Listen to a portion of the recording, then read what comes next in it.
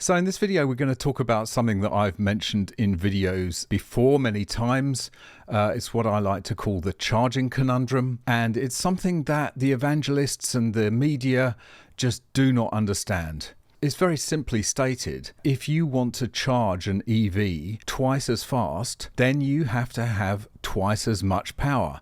It's quite simple, really. So many articles you read promise this magical 5-minute charging time, but they don't see the other side of the equation, which is, okay, well, if you're going to reduce the charging time from, say, half an hour down to 5 minutes, that means you need 6 times more electricity to do that. Is that right? Yeah, that's right. If you charge in 30 minutes normally and you want to reduce that to 5 minutes, then you need 6 times the amount of electricity. So that means going from, say, a 50 kilowatt charger to a 300 kilowatt charger, or from a 100 kilowatt charger to a 600 kilowatt charger. And so it spirals up. And nobody really talks about where this electricity is coming from. At the same time as we're pushing EVs, we are getting rid of our baseload power generating facilities, and we think that we can run our grid on unicorn farts and sunbeams. And it is quite hard to convey the sheer amount of electricity in 1 megawatt of power. As I've said before, that's about 500 kettles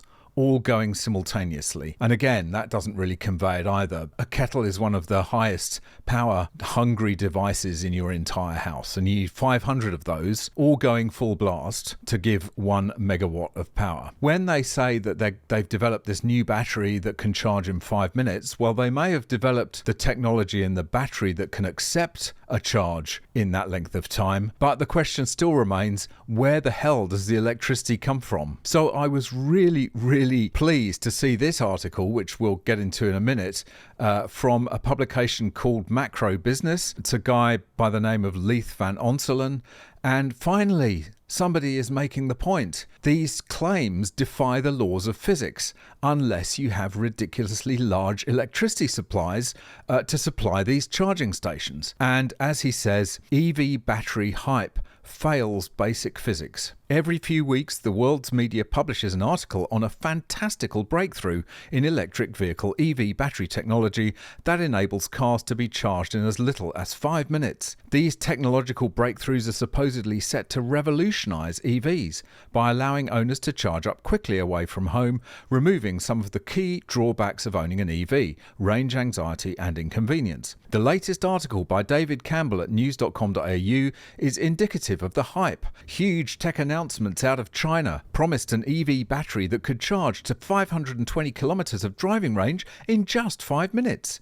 The 5-minute promise came from Chinese battery giant CATL. I covered this story in the EV news yesterday, if you've heard it before, which supplies cells to some of the world's biggest electric car makers such as BMW, Hyundai, Mercedes-Benz and Tesla. Unveiling the second generation of their Shenzhen battery this week, CATL also claimed it was capable of charging quickly in freezing temperatures, a feat most EVs traditionally struggle to achieve.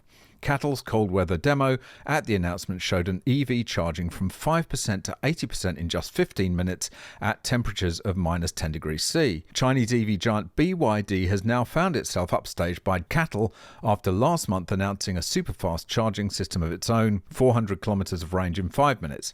Meanwhile, Tesla's most advanced charging system offers 320 kilometers of range in 15 minutes. Australia cannot achieve these types of charging times in practice. They are purely theoretical. Why?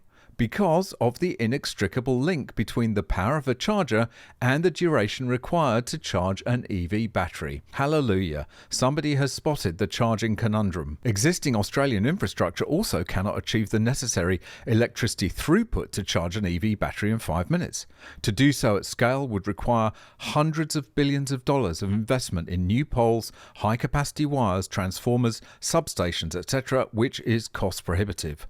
A standard 60 kilowatt hour Tesla battery would require a charger capable of delivering 720 kilowatts of throughput to charge the battery in only 5 minutes. This industrial scale level of electricity is required to charge only a single EV battery. However, the more users you have at a charging station, the slower the recharge rate. Only a certain amount of electricity can flow to a charging station at one time. Therefore, if a station has multiple EV chargers, the rate of flow of electricity to each charger will be determined by the number of cars charging at a time. So this is amazing that it's made it into an almost mainstream article, because this major misunderstanding means the evangelists and the pro-EV people have no idea how the physics of an EV charger works. And they just think that, oh, well, there's a battery that can charge in 5 minutes, so we can charge in 5 minutes. Well, that is absolutely not the case, because you need that huge amount of electricity being fed into the charging station in order to get those ridiculously short times. And that just ain't going to happen.